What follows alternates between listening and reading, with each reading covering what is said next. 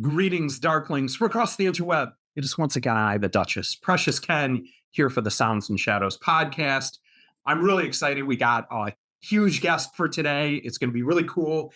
Before I jump into that, I had a couple of news announcements I wanted to do. Number one, in a couple weeks here, we are going back for Fixation Fest number 2, which I heard word from Kat is officially sold out now over in Detroit. This is going to be awesome. April 26th and 27th. I look forward to seeing a lot of people there, but there's a ton of bands at this that I've never got to see live before. I'm going to see Nightclub, Assemblage 23, our dear friend Boot Blacks. I'll get to see Ego Likeness again, Stephen and Donna, Rose Garden Funeral Party I've never seen, and then Helix, which is also with Mary, and part of Assemblage 23, that project. So that's going to be great. And then night 2, in the intimate, glorious club of Smalls, I'm going to see Stabbing Westworld. And I might be transported back to like 16-year-old Ken, sad in his room because some girl done him wrong, and just start crying right there when I'm that close to Chris in his immaculate vampire glory. And then also actors. Always good when I get to see Jason and Shannon and the crew. Bellwether Syndicate, William and Sarah back. I mean, you can see how geeked I am. There's a lot going on here. Access to Concrete, that's Stephanie's new thing, and Leathers, Shannon. So it is going to be an epic night. I am really, really excited for it. So look forward for me to have more coverage on that. But now, without further ado, I am really, really excited here to introduce our guest, Ms. Betty X, who has started out with Betty Salon, Salon Betty, kind of the proto-punk project, and then has moved on to work with Pigface, Ministry, some of the biggest names in industrial, and been a part of that, and has recently been doing a lot of things. We're going to get to talking about all of this, but just I've really loved the way I've seen her lifting up the scene, lifting up everybody else around her, and in particular, other women voices in the scene, and being an advocate for that. So we're going to get to talk about all of that stuff. I'm really excited. Betty, welcome to the show. Hello. Good morning. Well, yeah, more morning for you than me. Well, I guess you're right. It's kind of morning for me, but yeah, it's Sunday, so it's kind of the whole day's kind of. I got my hangover tea here. You're all prepped. I got my sweet tea here. I'm trying to, it's like smooth kind of Sunday morning. Beautiful.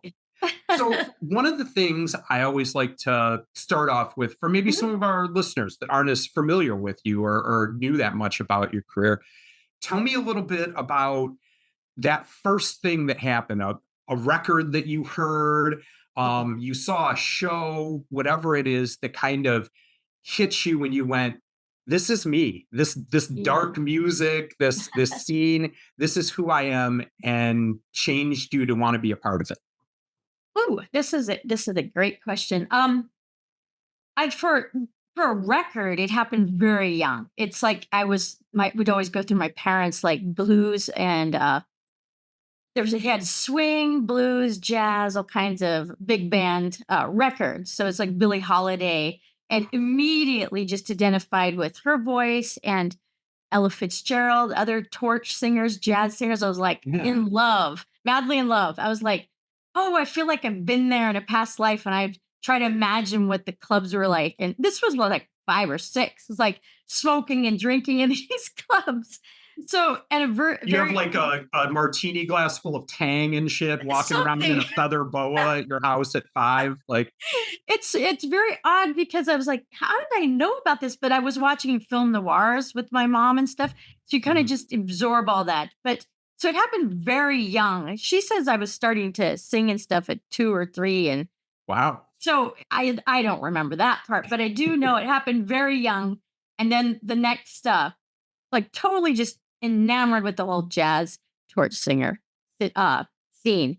And then the next big change was Blondie, Deborah Harry. So I was like, eyes just lit up, and I'm like, she's magical because she has to kind of do the 50s voice, Yeah. but with the punk edge. And then she's new wave and she's disco and she's cool without trying. And she doesn't really give a shit what you think. So I'm like, yes, I was totally just fell in love with, I call her Blondie, but Debbie.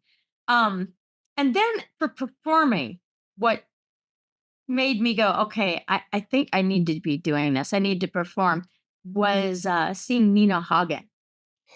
And Yeah. it's like there's all kinds of performers and singers and so much talent out there. But this show was so insane.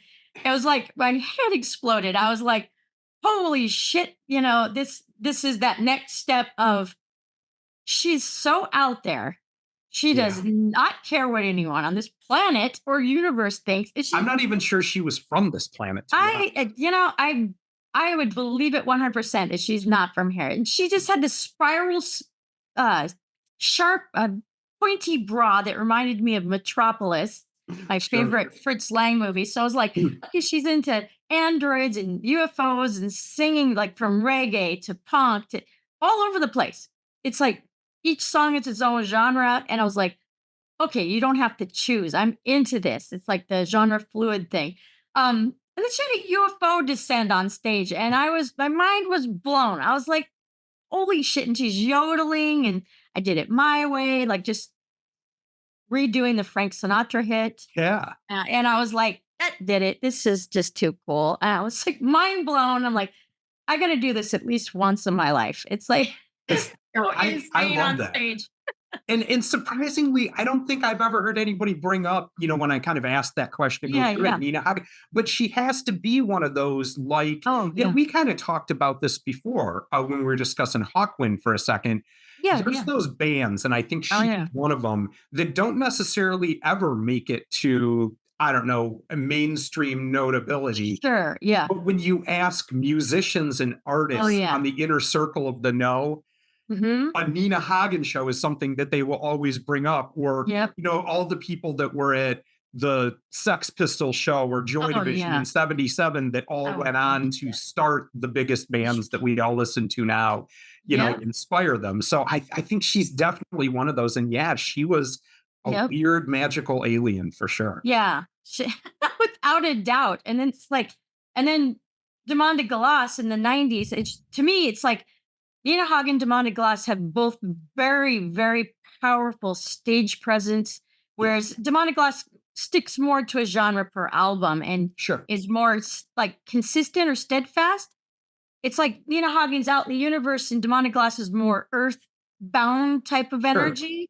And then she just channels this like insane operatic yodeling and banshees and so in some weird sense, she's like the darker version, and Nina Hagen's like very colorful and Ethereal. Yeah. yeah, she's just woo, out there. But I love them for different moods that I have. And I Sure. love how serious Demande is. I love how not serious Nina is because I need that sometimes. Life gets so heavy. I'm like, I'm putting on some Nina Hagen.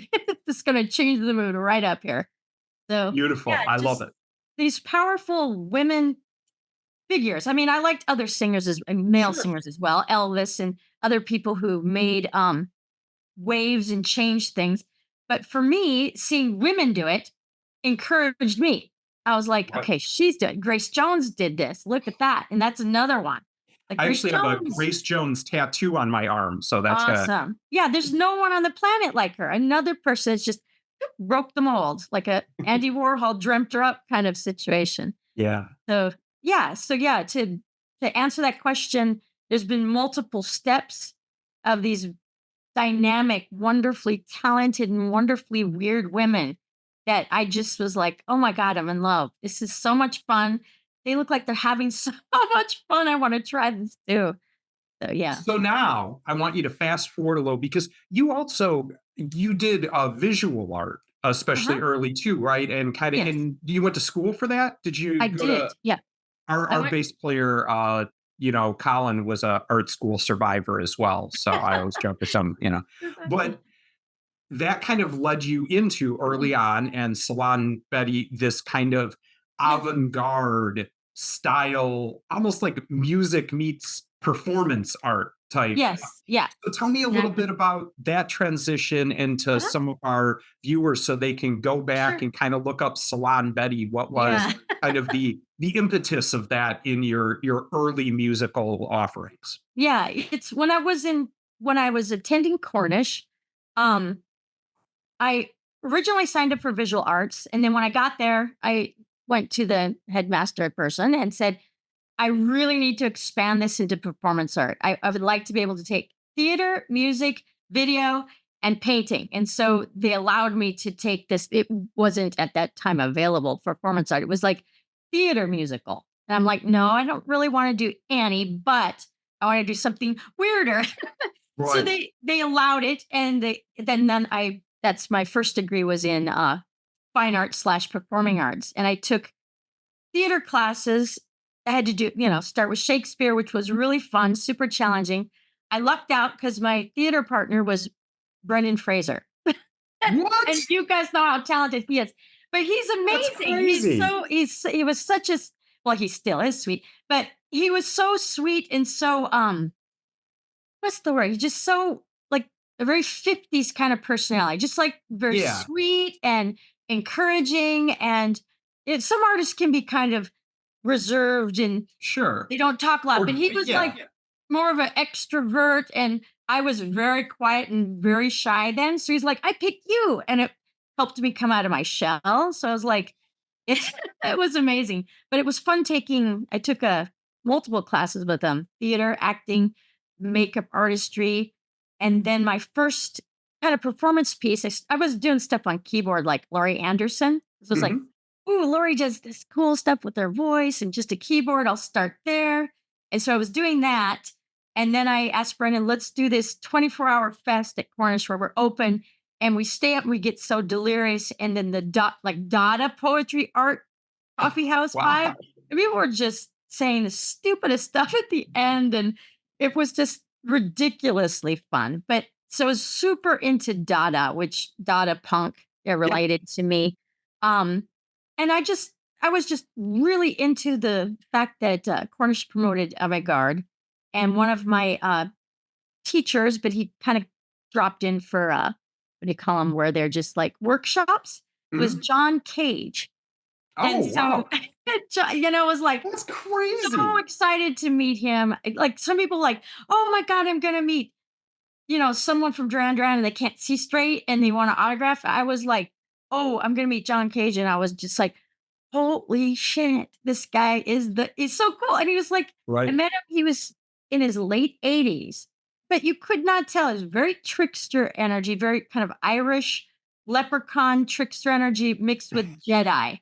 And he had a twinkle in his eye, and I was like, well, anyone that opens up a piano and starts playing the strings in the back and throws screws in it is my kind of person. This was like, he's a That's an out of the trickster. box thinker right off the It's bat. so out of the box. And he did it way back in the 40s. And I was like, I need to talk to him. So when I met him, I was super excited. I was like, and he was so calm and kind and um encouraging. Sure. It's like sometimes there'll be artists that we meet and they're kind of shut off, or they can be curmudgeons, or they can be Sure. grumpy, they got Or even they just older. don't really wanna Yeah. put the effort in to lift anybody up around them. They Yes. want everybody else staying there so that they stay here, you know? Yes. That's that too. And then some people just, it's their personality type. They're just kind of more grumpy or jaded and they think Sure. it's funny. But sometimes when you're younger, you're in your like a teenager or 20s, kind of need to be around a more encouraging energy. So Sure. John Cage was that for me. And I'm like, I want to be doing music, but I don't know, should I be doing this? Like, what if I'm not good? And he's like, who cares? And like, yeah, who cares? It's a freeing feeling of like, you keep doing it, you practice and you keep perfecting it. And that encouraged me right there. And then he was also saying that instead of like, you must take this music theory, you must sing like this, you must stand like this. At like classical opera is very Sure. strict. His was, you can do anything you want, sing upside down, sit on your head. And I was No, like, okay. I love that because let's also remember this when we're talking about art. the Uh-huh. definition is always changing. So when you say That's good, true. are you going to go back in time and, tell Tom Waits that like he sings Yep. like shit, or go back and tell Yeah. Shane McGowan that he Yeah. can't sing, or but Yeah. Yeah. sometimes it takes somebody that has the courage to do something Yeah. that isn't easy to the ear right at first to make you realize True. Lou Reed, Yeah. wait a minute, this is still beautiful. This is still True. moving me Yeah. artistically. It just Exactly. is using a different road to get there. True. Mentioning Tom Waits, I love his stuff. I love it, love it, love it. Sure. And so when I was listening to it at chorus, that my art painting instructor said, "But have you heard his music before?" And I went, "No." And I listened to it, and I did not like it. He was singing beautifully, pitch perfect, but it Sure. was boring. His And then I heart was wasn't like, in it. His "It's boring." Tom Yeah, Waits's heart is in the gutter yeah, with a bottle of whiskey in his hand and a yeah, Cuban cigar, laying in the mud. Like that's yeah. where he So needs to be. his story was, yeah, I think a friend or producer told him, "What would happen? We roughed up your voice, smoke some cigarettes, and have some whiskey." And I'm like, "That's it. That's magic. That's memorable." Because before his voice was perfect, but it wasn't to me memorable. It was Yeah. just kind of like that could be anyone. So yeah. So back to the chorus thing and John Cage. That's kind of how it started there. And I was like, yeah, I'm gonna just go ahead and follow these weird visions I get, these weird ideas, and see what happens. And if there's other crazy people out there, they'll either want to do it with me or they'll be like, "Ah," and run the other run the other Sure. way. So Salon Betty started. It's like when I finished Cornish, the first degree I got there. I immediately wanted to go check out Prague because the wall had come down and I wanted to see this place and Yeah. it was cheap to live there. It was like Paris, but not as expensive. So when I was there, I loved it. I was there about a year. I had this vision. Like I was having the most incredibly intensely strange dreams there that were not influenced by drugs. So it's Sure. like this place is truly a portal. Praha means Prague, door, the Yeah. doorway, the There portal. are places in the world where Yeah. I don't know, the veil is thinner, whatever you want to Yeah. It's call it, like but they just ding. have a energy that comes through to you. Yeah, yeah, exactly. So the dream was really elaborate. I was on stage um, with a violinist that I recognized and other musicians like a drummer, classical guitarist. And we were singing something that sounded like new wave mixed with vaudevillian 20s, 30s, 40s cabaret. And I was like, what is this? It's like one song's new wave, one's cabaret. And I was singing about wigs, wearing a pink wig. And I was like, what is happening? So I immediately told my friend Sean Harmon, who was in Prague with me. And he's like, you need to do it. I want to go to this show. What is it? I That said, you just well, described I'm in going there. Yeah. And so he goes, I want to go to this weirdness. It sounds like John Waters meets Thrill Kill Cult, Nina Hagen, and Claus Nomi. being And played in David Lynch's Twin Peaks bar or in the something. Roadhouse. Yeah, exactly. And he goes, well, what's the name of it? I said, well, it was introduced in the dream as Salon Betty. And I said, what the hell is this? And he goes, you got to do it. So that's where it started. And I headed back to Awesome. Seattle. I headed back to Seattle. And um, the person I dreamt playing violin walked by. And I went up to him and said, I did not know this person could play violin. I just recognized him from someone that worked on the same street. It was just this very attractive young man. And so I went up to him and said, um, I had a dream.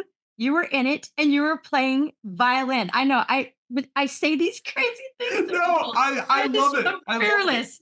And he could have just said, my God, you're crazy and ran Yeah, out. you're nuts. And you're nuts. Well, he's like, you're nuts. But he goes, I do play violin. I said, And you "Then dreamt about me? I It's dreamt, yeah, kismet. a kismet, exactly." And so immediately, and he was attending Cornish. And I had not known that detail. He like started the year that I left. So our first practices were at Cornish in the John Cage room on the prepared piano. I said, let's write it on here. This is good luck. Yeah. this is a good luck piano. And so And our it's been blessed by John with it's been his blessed. thumbtacks and yeah. Yeah. It's been blessed by the weirdness here. And so it just is magical. And then the room that we were in is was haunted by Nellie Cornish. So we were there late at night and I was like, okay, it's haunted. We got John Cage's piano here. We're onto something. I feel So like I just heard like a Hogwarts story or something. Keep going. This is it awesome. Cornish reminds me of Hogwarts. In yeah, that's another Wow. story. But that's like my family ancestry. That's the castle that's filmed in Hogwarts Uh-huh. was owned by the Piercys, which is Alnwick. I'm going to say it wrong, and that my British friends are going to scream. Um, but that was their house. So Wow. and it's so kind of like this is just too weird. But back to Cornish, another weirdness. Um, he brought in his brother who happened to play guitar, but he could play a very eclectic range. He was into torch music, 20s music, swing, rockabilly, 50s, new wave, heavy metal. And so I was like, score, here we go. He's Right. into The Cure and Nog. And so we wrote the first song there was Last Cigarette. I think it came together pretty quickly. And it was a torch song, violin, and singing about a cross dressing boy. And that's how it all started. The genre fluid. And back then it was going by, I think we're going by gender, no, genre bending, because we're Yeah. gender bending and genre bending. Sure. And so, yeah, so I was using that term back then instead of the fluid. The fluid one came in the 2000s. It became more popularized. But that's kind of how the journey started. And it seemed like every show we did was just weird kismet, like you said, like synchronistic bizarreness. Like, I think our first show was at a speakeasy in Seattle, right by the Space Needle, and it was for members of Alice in Chains. Eddie Vedder was there. Soundgarden. It's like our one of our first shows. I'm like, we don't have a drummer yet. We have a 1950s chord organ that the violinist is also playing. And I was like, what are we doing? This is madness for these grunge superstars. It's like 94. So their fame, they're at the height, Yeah. Yeah. taking off. And I was thinking, they're going to hate this. This is just too weird. Well, guess what? I was wrong. They're way into weird shit. And they were Sure. excited. And they were like, Chris Cornell's like, I love your voice. And I was like, okay, I'm going to keep going. I mean, he thinks it's weird. He likes it. This is a good sign. But it was so non traditional. Everything we were doing is non traditional. And people that I didn't think would be open to it were. And the people I Sure. thought would like it were upset by it because it wasn't following tradition, The rules. the Sure. rules. And there were so many rules. And there was one goth band in Seattle. I thought they would be into it, but they were very rule oriented and we were not following the rules. And Well, so, that's pretty famous of goth the top tier goth bands trying to boot yeah, people, especially women, out like that. yeah, Like the famous Carolyn Blind story. um, I got to find out more about that. There is gatekeeping. I know we've talked about this before, and I I personally am not a fan of it. I'm open to all kinds of genres of music. I booked shows with surf bands, heavy metal, death metal, you Sure. name it. Sometimes the weirdest lineups, you're like, that's really going to agitate people. And it ends up working. And you've got metalheads getting into lounge music and lounge people getting into the metal band. And to me, that's a success because more people in the community are reaching out and intermingling. Right. So yeah, I have to admit I was disappointed that some of the new wave people and goth people I was friends with were appalled that we weren't following the rules. And Sure. whereas Lane Staley was a fan and he loved industrial music. And he would get kicked out of shows because he's wearing ripped jeans. And I would used to get fights with the bouncer going, but he is friends with the people in these bands and he likes this music. I can go to the metal club and they won't kick me Right. out. Why can't he come in tonight? And they're like, no, he's got jeans that are ripped. And I'm like, we're all alternative here. Right.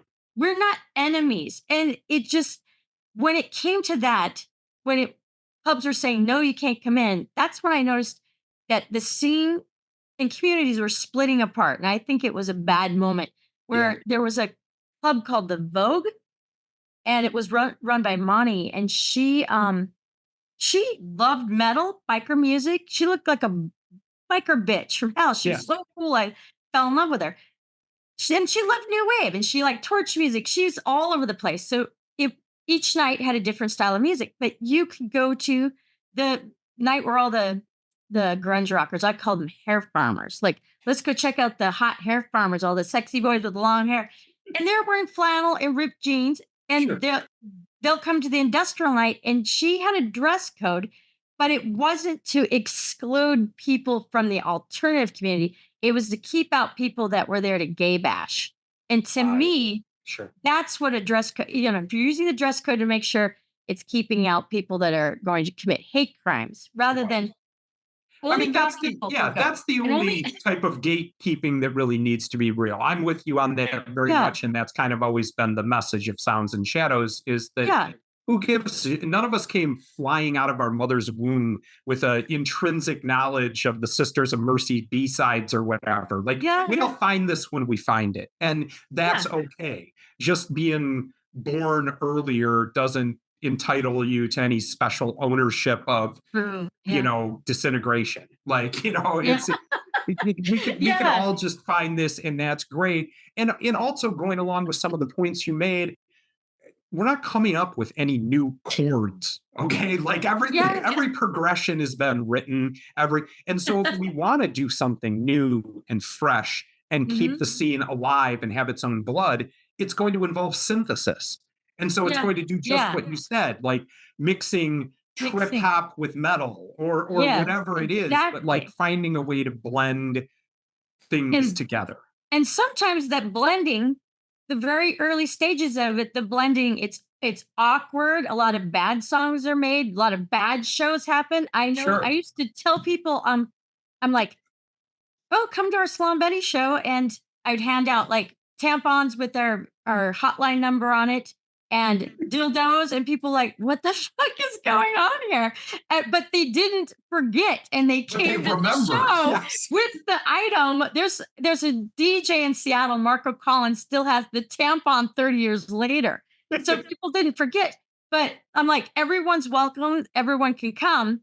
But I would say I'm making, oh, cute. I'm making bad music for bad people, stealing from the Cramps, or basically anything worth doing is worth doing badly. Like, in order to get to the better song, you have to kind of, there'll be some songs that it doesn't gel. The sounds aren't coming together. Kind of, you're trying to mix reggae with metal, and it sounds awful. It sounds awkward. And there's going to be cringe moments, but it's still worth kind of putting together like a cocktail and shaking it, because maybe the fifth time you try it, eureka, you hit on Yeah. something. And doing something new, it makes you a target. You're like, hey, look at me. I'm a goofball trying this new thing where if I did something that's tried and true, I might look cool with the cool kids over there. But I'm like, no, let's go ahead and be ridiculous. Let's be fearless. Um, I think looking at Seattle's history, I looked at it very carefully.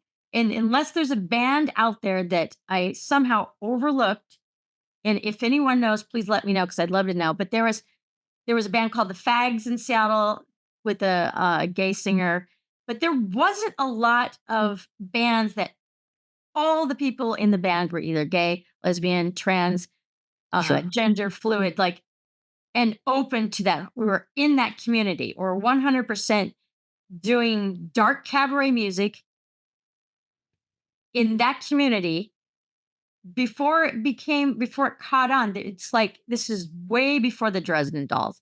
This is like Yeah. 93, 94. And in Seattle, there was a few Black Cat Orchestra, I could say, that was close to what we were doing. And then another circus type of band. And it kind of sounded more like a Tom Waits. But we were all Mhm. kind of in this little axis. But our stage shows were so over the top and insane. There was sausages, summer sausages like this big, and whipped cream being shot off stage, and eggs. So it was interactive. um, complete insanity going on. Wanted people to walk away with a memory of something occurring and not being bored. I feel like I'm having like a James Bond villain moment here that Freya came over to grab Cute. me. And I this is a good transition with Okay. that because Freya in Uh-huh. the Sounds and Shadows history, Mhm. she got cancer in her Oh, no. leg and had to have it removed and a Oh, bunch of artists from the scene came together to help me do a column called nice. Tiny Gods That Walk Beside Us to help Mm. raise and got her surgery and saved her. And she's doing great and she loves everybody. Oh, good, good, But good. you have lately been a part of quite a few uh, different Uh-huh. projects you've taken on that have been compilations to Yeah. assist some of your friends that you've made throughout the years in the scene. Mhm. I think that plays well into what we were talking about Yes. and kind of this Perfect. synthesis. Tell me a little bit about, for example, I know one of the recent ones you had here. I bought this and did a review of it, Oh, the yes. Yeah. Retronomicon on Yes. Paraluna Records. Tell me a Yep. little bit about how you became involved in that and about the song that you were doing and what the cause is. Sure. Um, Vinny Soletto, I've known him since 1999 from Tampa, Florida, when I Mhm. lived there for about a year. I worked with him previously on an EP. He contacted me and said, "Hey, I'm going to do a compilation for our mutual friend, Charles Levi of Mhm. Thrill Kill Cult and Pigface. Do you want to be a part of it?" And I said, "Yes." And he goes, "Okay, the theme," before I heard the theme, and then he goes, "The theme is 80s." And I'm like, "Yes, yes, yes." Like even more excited. I'm like, "Perfect. I want to do an 80s cover. This is a perfect moment." Um, and then he said, "I'm starting Paraluna Records. This is the first release." And so basically everyone's coming together to support it, to contribute, to collaborate and to promote together because it's not a big label with the budget for Sure. PR. So we're all working together to do this. Um, so immediately I was like, okay, this is super exciting. I've always wanted to cover a particular 80s song. And I brought it up to Nate, my writing partner. I said, I've always wanted to cover Duran Duran's The Chauffeur. Yeah. And he's like, "Oh yeah, okay, perfect." And we it just came together very quickly. So it was meant to be. Um then Levi's other project, Levi versus Bangalore, and that's some Texas musicians, Chris David, Mhm. he's Bangalore, that's his stage name. He takes some loops and works with Levi and then comes up with glitch kind of glitch techno. Maybe techno is not the right word. See, this is where genres always get screwed up. But I'll say glitch and a little bit of pop. Um, you'd have to check it out. Each one's a little bit different. But the Yeah. song that they approached me was Tim contacted me, the guitarist, and said, "I've always wanted to cover Pat Benatar's 'Hit Me with Your Best Shot,' and I think you're the right person Person to for it." sing it. Yeah. And I'm like, "I love that song. I always wanted to cover that one." So we went right to work on that. We had 2 weeks and we're like, "Okay, got that song done. Now we got to do this one. Got to move fast." Um, so that was fun to take it.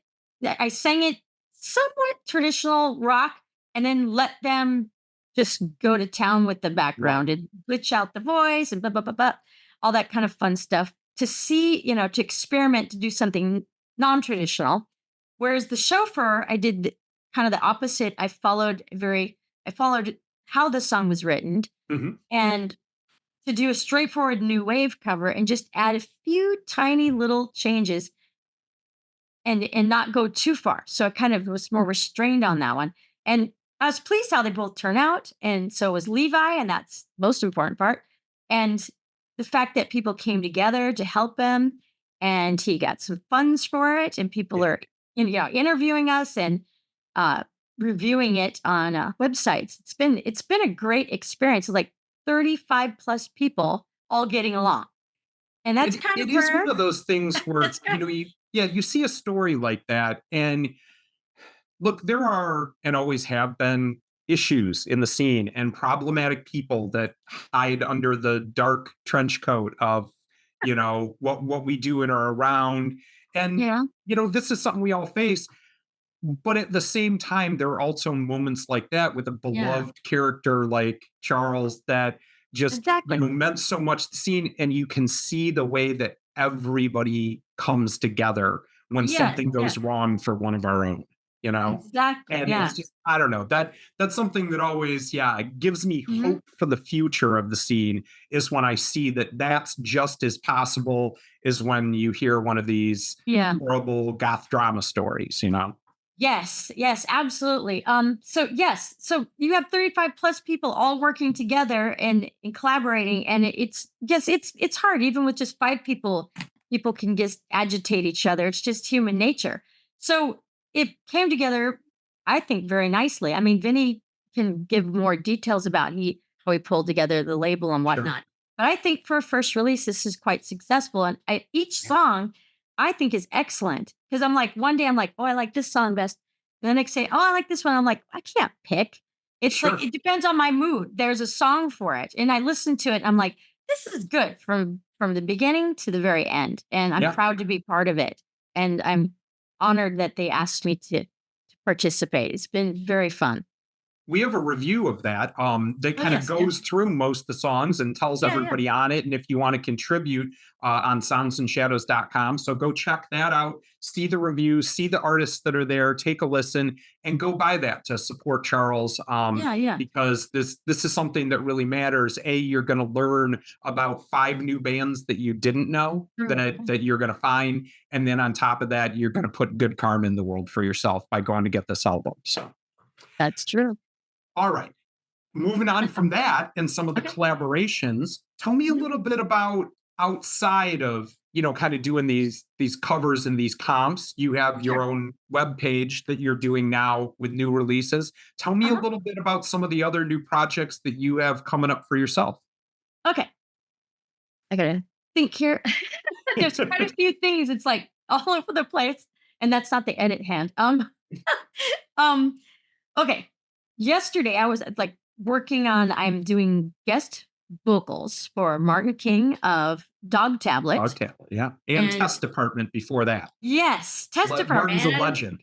Exactly, and I love Test Department. See more experimental sounds, and it's such great music to play while you're painting or Yeah. working on writing. It's very inspiring. They're up there So, as one of those to me that really kind of invented mhm. what I think of as really industrial music, where you physically just took Yes, sheet metal and yes, and started yes, hooking up microphones and beating on them. and Y- exactly. Yeah, yeah, I love that. I love it, love it, love it.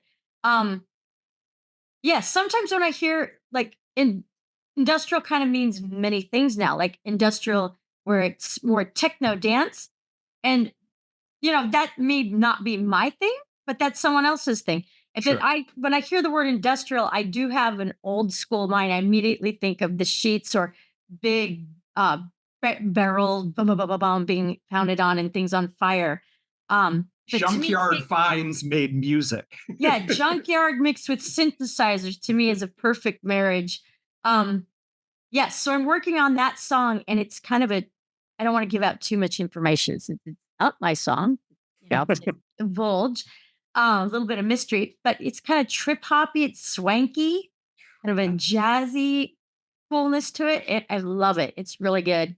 Um, then there's several other projects.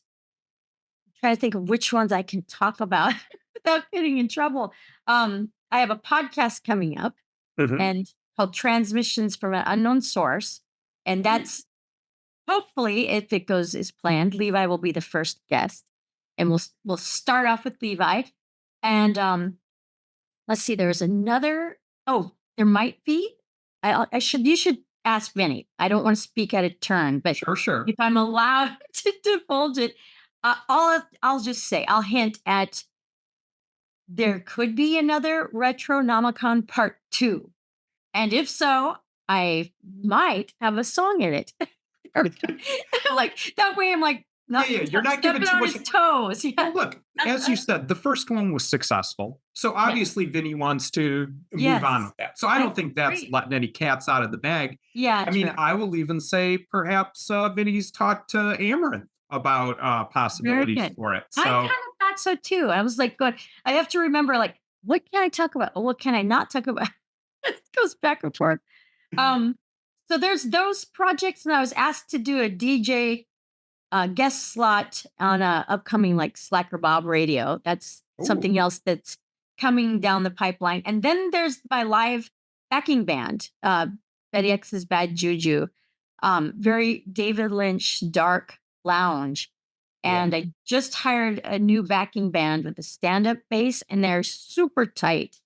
Um, they're members of a surf band called the Boss Jaguars in Austin. They're super tight, super professional, very Are you going to talented be doing people. it, you think, to play Austin, right where you are specifically, or are you going to take it out on the road, hopefully? Well, we're definitely going to start here as our little playground in the Sure. Texas regional area. But Work the I, kinks out. yeah, work at all Or the in this kinks. And particular genre, maybe work the kinks in. I We'll see was how it going to works. say add some more weird stuff in there. But there has been talk about either I go up there to Chicago with the musicians that can Yeah. tour, or there's been talk with saxophonist up there in Is it Chicago. Roger? It's Roger. I've been talking to Roger. I know. I mean, I if want you're to if bring it. you're You might bring if him you're down going here. saxophone in Yeah. Chicago, it's got to be Roger. Yeah. I'm like, yeah. So it's like there's definitely requests to play Chicago, and I want to play Chicago with the lounge. And then there's been requests to do the industrial too. So that requires some crossover musicians that can do Sure. both. This is where it gets tricky. It's a little trickier. It's like I don't want to end up with a huge like 10 plus people on stage like Pigface because I was going to touring. say you're going to end That's up like Martin. yeah, that's for Martin. This is great for me. That would be a logistic nightmare. It would be a little too much. So I have to work out those kinks too. Try to figure that all out. Like, Well, no, that's a lot of exciting stuff and a lot going to keep you yes. very very busy. Um, let me change gears a little bit Okay. again now. Um, I think something I am interested in is, like I said, I saw a post you did on your social media a little while back, kind of about the importance of, I mean, lifting up other people in the scene, but Mhm. specifically women who have been doing it, Yeah. helping to pave a way and lift up other women in it, and really that this none of this should be a competition, none of Yeah. it, Yeah. the genre is too small for that anyway, I without us agree. all, Yeah. we're all on this sinking ship with a bucket trying to pour water Yeah. out. Nobody else needs to Yep. be blowing holes in the bottom of the boat. And I agree. Yeah. I wanted to ask you specifically, because you have been doing this, yeah, since the 90s. Yeah. um how has, do you feel like, the journey changed for women? Because I mean, we're still far from, I think, Yeah. even footing in a place. I think things have Yeah. changed for the better, and I think Yeah. things have become more open to talk about. But to me, when I talk to a lot of women in interviews, one of the biggest challenges has always been, in the past, there were fewer women engineers, sound Oh yeah. engineers, and women Oh yeah. producers. And I think the fact of having that opened up, and where women have the ability to produce themselves Mhm. without having Mhm. a man in that room, has True. led to a much more open and honest form of art. So I was curious to get your Yeah. take of what you think some of the biggest changes, maybe both for the positive and negative, have been in your experience. Ooh. There's good and bad. I'm trying to like thinking back in the 90s when I started, and this is like a year before we had our first website and things started going more internet. Sure. So it was like handbills, flyers, lots of legwork. Um, in Seattle in the 90s, I didn't feel that I was being excluded by. I'm trying to think of how to word it because it's such a weird moment in time too. And Seattle might just have been very progressive. Yeah, I mean, I that's probably true. You were in, yeah, one of maybe the more forward-thinking yeah. bubbles of the rest of America at It that could time. be because I'm thinking back. I When I started Cornish, there was lots of women in art school, and lot of the women painters and artists, they were, they were dead serious about what they're doing, even if they're having fun. And a Mhm. lot of the guys were goofing around. Like, Sure. I mean, not just going to parties and then get into the art, but some of them weren't even taking art serious. And it's like you're Yeah, spending this much money to go to this school and you're wasting other people's time by being drunk in class. I mean, sure. not in class, go do it do No, no, it I somewhere else. get what you're saying But is yeah, so there was yeah, lots of women there. So I feel like I don't remember hearing like, oh, women can't do this or women can't do that. But it did start in certain little scenes or people. And then I noticed it was always the same people saying, but a woman couldn't do this. And I said, bullshit. And I never took no for an answer. If someone said, a woman can't play that night, I would go play that night. If someone goes, this is an all guy lineup, I would go get on that lineup and be the only one just to say, look, don't tell me my gender should keep me from doing this. right. There were some men in the industrial scene in the 90s that were very, I don't know if I'd call it misogynist or they're just dummies. They were young and dumb. Well, Like, like they those could have 2 grown things up go and hand in changed. hand, I think, and a lot of They've people all been lose there. sight of that is that wait, hopefully, as a man, Yes. you evolve and you grow Yeah. past that, Yeah. but Yeah. also when you were young, you were a lot closer to an older world you were raised by, Yeah. and Yes. hopefully Yeah. that People bring, progresses as time goes on. yeah. So it's like it depends. I didn't feel like it was overwhelming, like women can't do this, but there was pockets and certain people that would be naysayers, and I'd go and ignore them and just go find people that were more accepting, like the members in Sky Crazed Mary.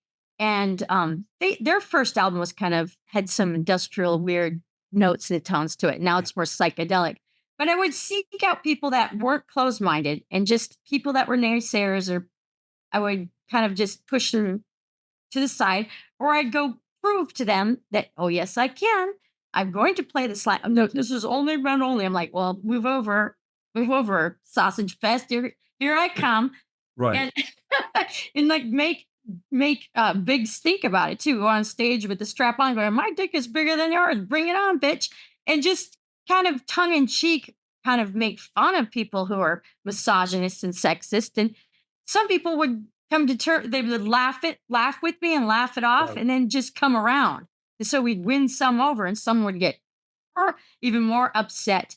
But now it's like the ability to engineer and produce at home on a home studio on a laptop or your own computer opens up the world. Yeah. And you can also tour with one person Right. playing, and it's so that opens that whole world up. So there's good and bad. I have noticed in Texas the misogyny is not good. It's bad Sure. here. And No, in you're I right. from Seattle in the 90s, where I would go into a bar alone and drink, be like, sit down. My friends would show up. I went to a bar here and someone said, women aren't supposed to be alone. And I went, what century is this? Right. Where am I? I'm like, the hell? Who are you? And it kept happening. So I was like, it wasn't just a one time thing. Yeah, this is I was a like, deeply seated yeah, cultural with the fallback here. alternative scene. So I was kind of like going, I'm gonna ignore them as well. So it's like, seriously, who thinks about this so much? Like Yeah. us guys against the girls. I don't think like that. So I'm kind of like, I've been in band with so many guys. I felt like I was a guy for a while. Like I just kind of like accepted it. I'm saying the same stupid jokes. And so there's good and bad. And I've noticed that there seems to be a more conservative wave recently. And it could be where I'm at. Sure. Where in Seattle, there was just a few people in the grunge scene or the metal scene, and a lot of misogyny in the goth scene, which is Yeah. that shocks me. You'd think it'd be more the metalheads. The metalheads are like, you kick ass, you get over here, you're going to be on this big sausage fest with a bunch of us. I know. I no, no. Sausage fest. Honestly, I think you're dead on right in that, and I feel like where some of the, things were moving in the right direction for a Mhm. long time, They and I were. think Yeah. we're suddenly in very recent years that we've Yeah. taken a step back is we have gotten to a point Yeah. where, to just what you said, a woman can now produce herself Yeah. in her bedroom, Yeah. and have just as much access to the technical side of it as she Mhm. would have had to Yeah. be in some dipshit studio 20 years Exactly. ago. That And the same way, also, yeah. instead of having to bring in a guitarist and a bass player where you might be bringing these dudes in and letting them in your life, honestly, you can just Yeah. record all those tracks on backing Yeah. tracks now, do it yourself. Yeah. Basically, what I'm driving at is I think the That's true. spike in misogyny has come Yeah. from the fact that men are realizing they aren't needed anymore. I And think you're so and that so you're they're right. like acting out about it It rather is than saying, yeah. "Hey, maybe what instead I should do is Yes. elevate my value in some other way rather than throw a temper tantrum about it." And I think Exactly. that's what Exactly. we're up against right now in the Yeah. modern 2024 day. I think you nailed it because it definitely feels like, "Hey, you don't need us anymore." And it's like, "Well, then don't act like a man baby." But it's like there's tons of guys that aren't man baby. It seems to Right. me it's like just little pockets of bad actors, and it's enough to just put the stink on things. And Yeah. so I You try could to still be avoid them. needed with a bare minimum effort on Yeah. decent human Exactly. behavior. Like Yeah. that's really the bar is at the fucking floor. All Yeah. you have to do is jump over it. Exactly. So you have now, I mean, it's in the 90s it would be a little bit harder. I mean, I didn't see it very much because it was more in Seattle. There was a emphasis on guitar driven rock Sure. grunge band. So we were doing a synth, keyboard, violin, guitar bass. So we were kind of writing that in between thing. But touring with a laptop back in the 90s, it probably, it depends on how you present it. If it's a performance art or spoken word piece, there are galleries and stuff would be open Sure. to it. But for a mainstream audience, they might Yeah, be if like, you're opening for drums. Mudhoney or whatever, Yeah. people are gonna like you're playing something so different from what they came to Yes. see. Yeah. That's gonna be a bit of a shock factor. Yeah. Yeah. So, but now we have like Ayatoya, she tours and I don't know if she's added Anya, new I people. love I know. Anya so much. I yeah. Me too. She embodies this. I'm doing it for myself, like meaning The she one can do woman army. that's it. One woman army. And it's probably intimidating a lot of dudes, and I love it. I Wait, love it wait. We so don't much. have to. We can make this scientific. So Yes. I, met Anya online and we Yeah. talked. She was from Chicago, and I was playing a show. Had a show set up in Kalamazoo where I have, Okay. and I had a band cancel at the last second. Uh-huh. And Anya got it was like, well, if you want, Ken, I mean, it is only 2 hours. I could drive over there right now. And I was Cool. like, oh, okay. This is right before she went on tour opening for Martin and Pigface. Nice. And Oh, okay. Yeah. so that hadn't happened yet. So she kind of hadn't hit that level Yeah. of notoriety. So she shows up there and by herself, sets her whole stage setup. I'm like, Yeah. okay, well, yeah, you just go on there and play, and then there's one other band, and then we'll play after. I think, oh, it was Lorelei Dreaming that was playing too, also from Chicago. So she goes, sets up. I'd never seen her play before. She Yeah. played, and people were just really starting to trickle in a lot while she was, Sure. and they all on their way to the bar, walking in the door, just stopped in their tracks and were like, and That's I'm it. sitting there Yeah. with Colin. I'm looking around, I'm like, how the fuck could you ask me to get on stage and sing after that? What? Yeah. Honestly, I just want to go home right now, dude. Oh Like, I don't want to no. have to play after that. Look at what she is doing. And then Yeah. right after she's singing and playing the keyboard Yeah. Yeah. and all the laser lights she did and videos she Yeah. did, he picks up a guitar I right know. while I'm saying this. And he's like, Yeah. and I'm like, I love it. I love it. So to me, that's awesome. I love what she's doing. It's and she's a wonderfully nice Yes. person too. Meaning like that's on top of it. It's like super talented and super nice. And the minute I met her at Dallas, the Pigface show, I was there Uh-huh. to guest vocals. She was backstage and she just immediately came out and hugged me with this big smile on her face. And I'm like, I like this person. She's just radiating really positive She energy. It's gives very off, magnetizing, yeah, just like like a Levi. glorious Yeah. energy that you can feel in the air. Yeah, exactly. And so I'm thinking, this is how it should be. Instead of sometimes you go to show and you'll say hi to the other band, they're very reserved or shy. Oh, hey, what's up? Sometimes, yeah. And I try to remember, sometimes when people are reserved or shy, it doesn't mean that Yeah, they're unfriendly. They're reserved and shy. sure. It's kind of hard to break through to become friends when people are very aloof. And then sometimes I can be aloof. So it's like, harder to break through. But when you bump into someone and you immediately are like, I like this, you like that, and you blah, blah, blah, start talking. Yeah, And it's easy to make a connection. You just all of a sudden you just be yourself and not be guarded. And so it's so refreshing to run in that. You bump it, like you said, you're in the pub, you put on the Hawkwind song and you find your people. It's like, and then you start talking, and those icy barriers kind of melt away. And right. so it's so much fun. When I book shows in Austin with other bands, I besides putting on a good show for everyone, I actually want to speak to the other musicians and talk to them and collaborate.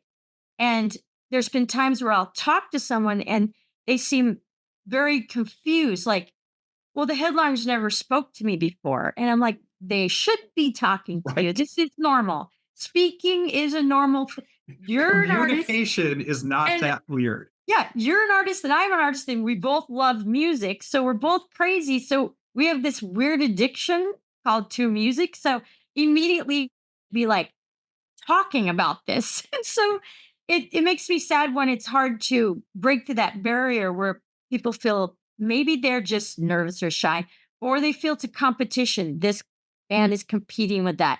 And I don't see it like that. I've never seen it like that. Um, I love it when you're in the green room together and you go sit with some other people's band and you start immediately starting telling jokes with someone else's musicians, and you've got a running joke for 20 years. You're And like, just how like did this anything start? else, networking is what opens doors to you. You help Yeah. each other out down the line. I Yeah. think Yeah. that this does go back to kind of like we were talking about and differences for women in the scene, is that there is something to be said for how things have changed and how social media have made it. Where being aloof, like you said, or Yeah. maybe Yeah. kind of in the 90s or what have you, was a Yeah. sense of mystery, a sense of Yes. intrigue. Like you didn't Mhm. necessarily, you might come down, and some bands were good at it, interacting with fans and being Sure. very direct, but you didn't have to. Like there was, Yeah. and even, with the other bands, now with social media though, it's really expected. It's almost Yeah. impossible to get anywhere if you aren't engaging on a personal level Yeah. and letting people into your personal life. And I gotta say, as whatever, like a 270-pound white dude, the the fear factor of that, I don't think is really there for me in the same way. Whereas I can imagine a lot of women have to Oh, face when yeah. they Yeah. open that door to try Yeah. and engage with their fans and have people have a chance Yeah. to talk to them. They have to, I don't know, think of it in a different way of the True. Yeah. very real danger that comes from people who don't have boundaries themselves and will try and Yeah. take Yeah. more than the piece of yourself that you offered. Yep. Yeah. There's always that. You have to be cautious. It just takes one bad egg or bad apple and then it makes people withdraw because they become Right. afraid. So yeah. Yeah. There's also that too. And So that's, I get that yeah. standpoint, especially from, like you said, walking into rooms where Mhm. there's 3 other bands there, Yeah. every single other one of them is a freaking dude, and, like, like you said, naturally got along with Yeah. guys like that and could be friend, but I get that that is not every woman's experience That's for sure, true. That's and true. that Not has to be every scary and yeah. intimidating in some ways.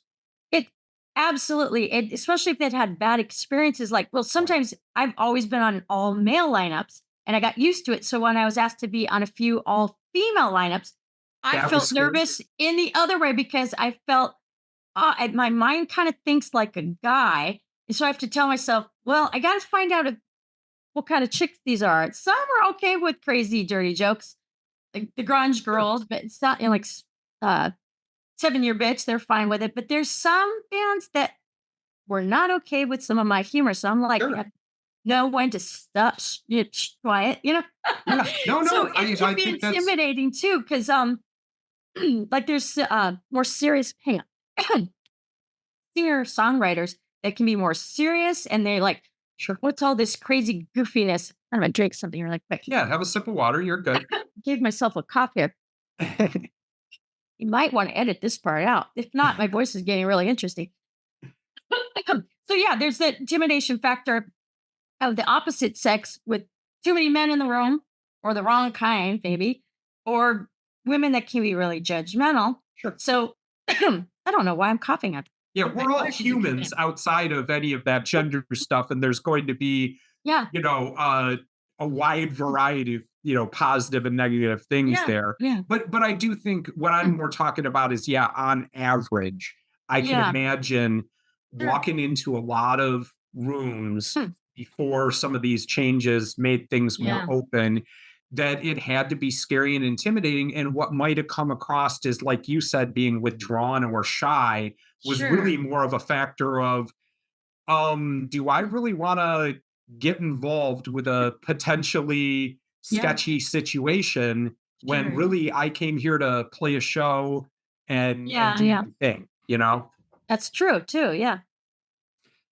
Good. So, we are coming up on the part of the interview now where Okay. I always like to ask. This has been a lot of fun. Mm. So many great. So we're gonna have you back and talk some more. But yeah, some of this stuff. But tell me a little bit about. I always like to ask artists, what are a couple things that you're listening to and finding intriguing right now of other bands that you think people should be checking out? Okay. Um. We said Anya, so there's one right there. Aya Yes, Toy. Anya Ayatoya. I've been listening to her for a while. She's I don't, your audience is probably already aware of her, but I'll sing her praises one more time. She's Sure. wonderful. She's super talented. And she's going places. I know many people are Yeah. like, I'm going to the next tour just to see her. Not Right. Orgy. Nothing against Orgy, but they're like, she's my girl. I'm going to Yeah. see her. So I would check her out. If you guys have not heard of her, please check her out. I'll Then, add on top, if you see Anya, yes. when you talk about going places, you Yeah. can't not see her perform once and say, Oh yeah. whatever it is, Yeah. Anya has it. Yes, that's absolutely true. And then, there's Scott Harrison's project called Horror House that was Yeah. on. I was aware of him before of the Retronomicon, but his song that he did with Kimberly of Bow Ever Yep. Down. However, down. Kim is And wonderful. Beautiful. yeah, We worked with her on yes. our last album. She had a guest Oh, vocal. cool. Yeah, she's got a great voice. Very Terry Nunn of Yeah. it instantly when I heard her voice, thought of it, and then Yes. she had done a cover, and I was like, take my breath away, and I was like, this is perfect. And there's that warping sound in the song, that Yeah. changes it. I love it. It's so good. So I would check out Horror House if you have Yeah. not, and check out Kimberly, and she's on many different projects. She's Yeah, she's yeah, worked with techno. Dave. She does a lot of, like I said, with us, guest Yeah, vocals on other people's stuff, but also produces great tracks on her own where she does the music for them too. that's true. Yes. So I've been listening to them, but I've also been listening to good lord, I listen to all kinds of weird stuff like circus music, and I'd have to write this down and hand it to you because it's just a long list. Yeah. Like lots of lounge music, listening to Black Chamber from Portland, Oregon. It Ooh. sounds like the uh, stand-up bass. It's very Lynchian. Just all over the place. But those are the Yeah. two artists that I've been Ones listening that the to. uterine. I love both of those. Those are great. I'm going to throw one back at you from us Sure. talking this whole time and somebody else I've interviewed that I've kind of been running parallels talking to you of Okay. your story. Do you know Amis of Black Nail Cabaret? They're from Europe. I know the band, but Okay. I don't know Anise, is that her name? I don't Yeah. know her personally. Oh, No, well, not yet. I'm gonna have to Not set yet. you guys up because I bet you could do something amazing together if you did any Oh. kind of a project together. And she is incredible. Just her Yeah, yeah. voice. I mean, but also, like when I talk to her, it's very much the same thing. She came from that lounge singer, Yeah, yeah. cabaret kind of background, and then mixed that into Oh, dark rock, industrial electronica perfect. music. Yeah, yeah, that's what I noticed about her stuff, and then the name of the band is very cool too. Yeah, It's yeah. like, "Oh, that's a cool name, I like it." Yes. Yes, definitely. So, Betty, if we were to do another interview Okay. April 2025, Okay. what is it that you want to be talking about as kind of your goal for yourself for the rest of this year Mm. during that next interview? Oh boy, oh boy, oh boy. I know you're supposed to do that 5-year plan. I'm only asking for, like a Just 1 8 month year. plan. Yeah. Yeah. Um, so gosh, sometimes it's hard to I visualize into the future and then I have to like stay focused on day-to-day things. Would be nice to have the podcast, the transmissions from an unknown Yeah. or no, I can't speak anymore. I'll try it one more time. Transmissions from an unknown source. I tried to say that. Transmissions from an unknown Yeah, source. I tried to say it too fast. That podcast will be off, like taken off. Yeah. That would be good. Take off. And also finish the album that I've been working on. And I kind of get this sidetracked from it, but I'd like to get it finished. Is Yeah. the Velvet Mind. I want to finish that. The Indolence of the Velvet Mind with the more dream pop Lynchian vibe to it. Yeah. Um, to get that done. If I had that done and the podcast off, that would be a great start. I'm sure there's other things as well, but that would be great. But I think those are two things that we can all look forward for. I'll make sure to put links so that you Okay. can find both the podcast and Betty's page in the comments here of the interview. So the last thing that we like to do here Okay. at Sounds and Shadows is I always like to spin out to one of your songs so Nice. that people can, get an idea of who you are as an artist. Now, we could do one off the compilation that we talked about, the songs you had from Retronomicon, or one of your personal songs that you've released. If you were to have one song where you Mm. allowed somebody to learn about Betty X for the first time, what is the track that you really think puts your best foot forward to let Ooh. people understand you? I know it's heavy. Look, I'm a Yeah, I pretend music journalist. I am asking the pretend a hard hitting pretend. questions. You're not a pretend. I know. I remember Bellhead, where they both said two different songs at the same time. Ew. I want to say I do love the chauffeur. It's because Yes, the cover, the Duran Duran new wave cover. But if you listen to that and then you think, oh, they'll have more new wave songs. Right sure, now, sure. there isn't any out yet, so you might be disappointed. But I'm working on that too. Um, the song that I recently did in the last 10 years that I love because it kind of shows my weird paranormal side. And I worked on this song, co-produced it with Al Jurgensen because we both had paranormal experiences outside of El Paso. And it's Yeah. called The Watcher on the Threshold. And it's got saxophone. I'm not singing in it, but I'm doing beat poetry to it. But I do Which this album was it on? that's on Bad Juju. Yeah, Juju. Okay. Yeah. I'm doing this high pitched squealing sound where then it turns into a saxophone, like seamlessly, like Ooh, this high yeah. pitched like sound, and then it goes into a saxophone. So that song kind of gives you the jazz and paranormal kind of Yeah. aspect but it doesn't really touch into the industrial metal. So And it's it was like Watcher on the Threshold? yeah, Watcher on the Okay. Threshold. That's one of my favorite songs. It's Is not one of that any those kind of like a H.P. Lovecraft reference or something? It sounds like a title of one of his short stories it's almost. it It kind of is, but it wasn't intentional. It was this paranormal experience that Al had and I had at two different separate times, and we are talking about it on the phone. And he saw a Thunderbird slash Mothman thing in his yard and called me, panicked. And I said, calm down, describe it. And I'm like, sounds like a Thunderbird. It sounds like Mothman. And then we got kind of worried. Is this a omen? Yeah, yeah. Bad Is it? omen? Yeah, Got a little worried. And then I said, but I was driving through El Paso and I too saw something standing the side of the road and in the pitch black in the middle of nowhere. Why was a person just fucking standing there? And I yeah, was like, it was like the Watcher. It's like this dual, because it's saying there's a Watcher. That's kind of a little creepy, but there's two aspects. Is the Watcher, you know,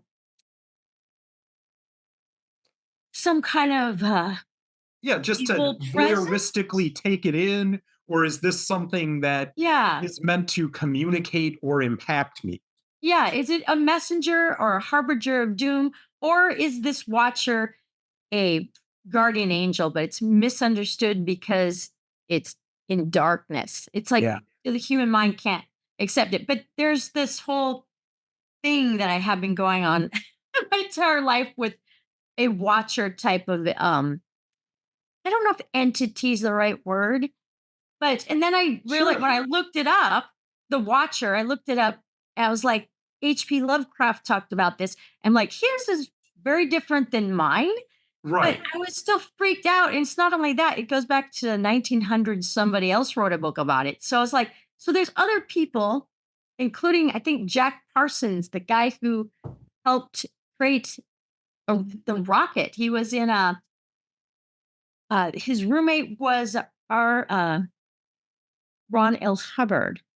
Oh, Jack wow. Parsons got into the satanic sex cult, and then he worked for NASA. And I'm like, what the? So it's like his whole theory is like sending this rocket into the White Sands, New Mexico, 1945. By doing that, opened up a portal, and that there's another Watcher type of figure. So I was like, so there's other weird people. I'm like, what is this Watcher? And so the song kind of explores that this weird road trip and kind of feeling like there's an ominous presence, or is it my guardian They're angel? just to see or look over us or something like Yes. a Yeah. guardian. Yeah. Yeah. Me. No, Exactly. I love it. This has been incredible. It's been so wonderful talking to you, Betty, and I'm excited for all the projects. I'm going to have links to everything. And again, Oh, reminder, please. Charles could really use the support and help. Somebody who's yes. very important to the scene and to all of us. So we will be spinning out to Okay. Watcher on the Threshold from Bad Juju, the album by Betty X. And I didn't even know this until now, but co-produced by Uncle Al. Yep. And that is awesome. I'm excited. I'm going to go get this record right now. This wasn't one of the ones that from you that was in my collection. So I will go get that right now and we will spin out to it. From Nice. all of us here in Interweblands at Sounds and Shadows, this has been a exciting time and everybody keep it dark. Yeah.